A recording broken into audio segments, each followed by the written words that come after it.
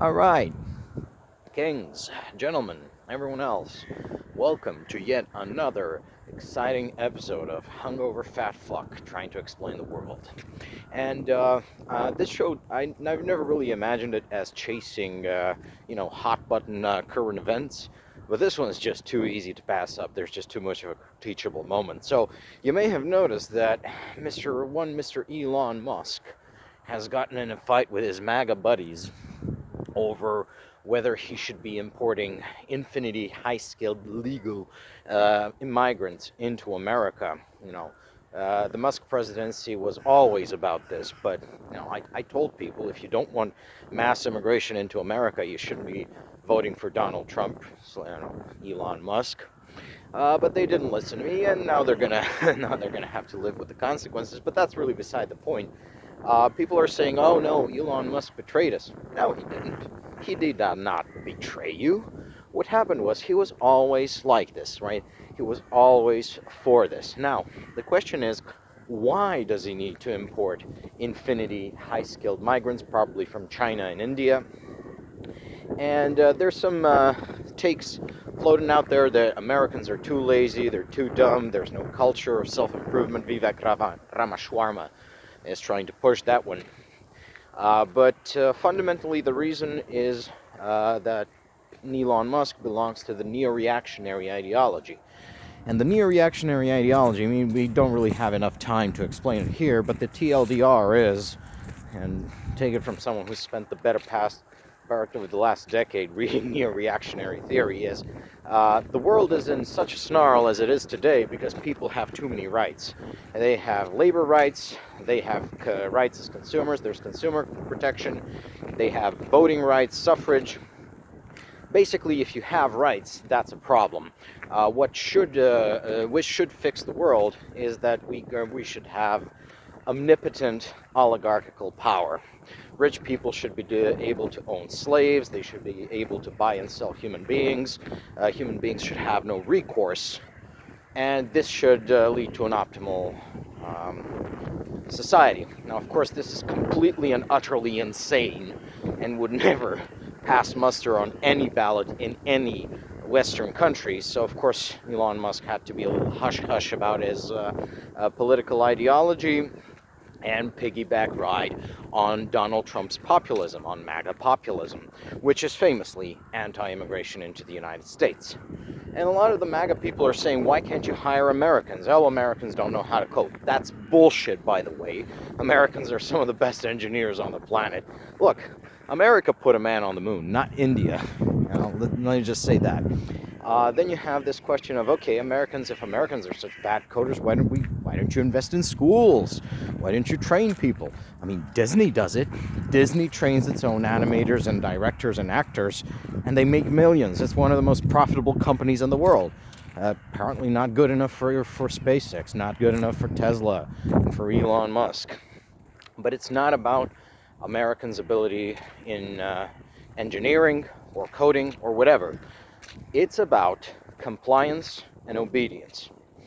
If you train American engineers and coders and woodworkers and anyone else, if you train these people, white Western people, to do any of these things, they're going to demand rights.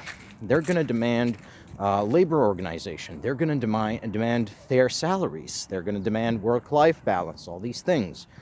If you bring in immigrants, especially from a place like India, where life is cheap, death is free, the HB1 visa immigrant, they're literally chained to their desks.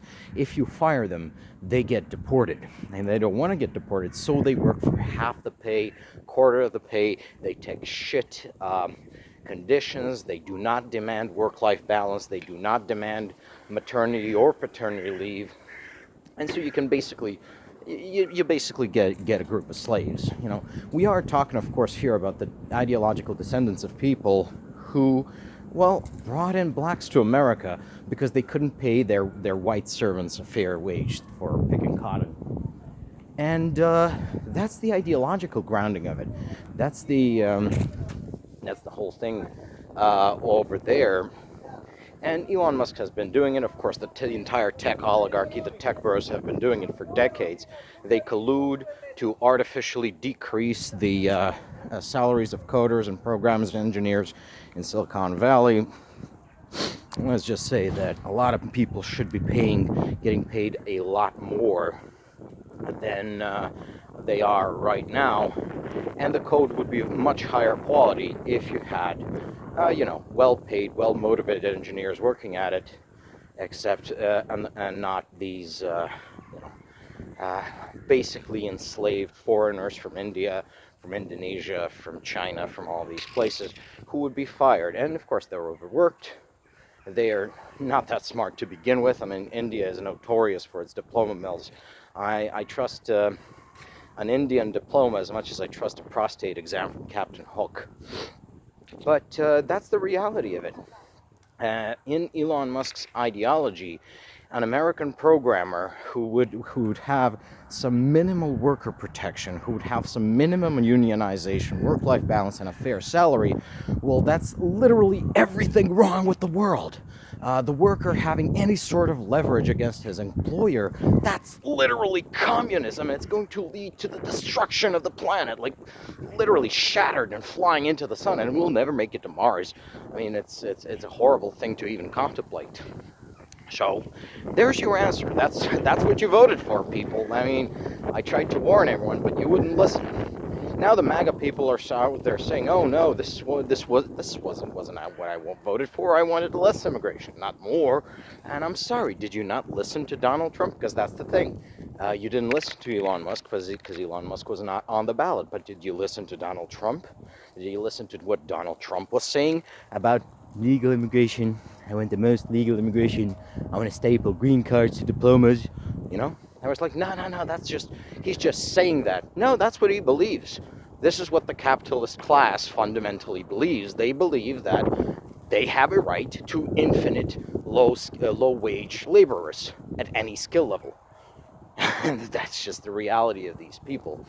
And of course, the man that Donald Trump picked for his vice president, J.D. Vance. J.D. Vance's wife, she's not American, I'll tell you that. She's an Indian woman. She's part of this effort to replace the American middle class with those uppity white people, to replace them with pliant, obedient, non-demanding subcontinentals. And you voted for it. Now you're going to have to live with it for 4 years, maybe more, because these people, they don't really believe in democracy and handing over power, so I don't know. What hope springs eternal, and I will say, maybe the reality of the American system, maybe federalism, maybe checks and balances will actually start working for the American people for a change.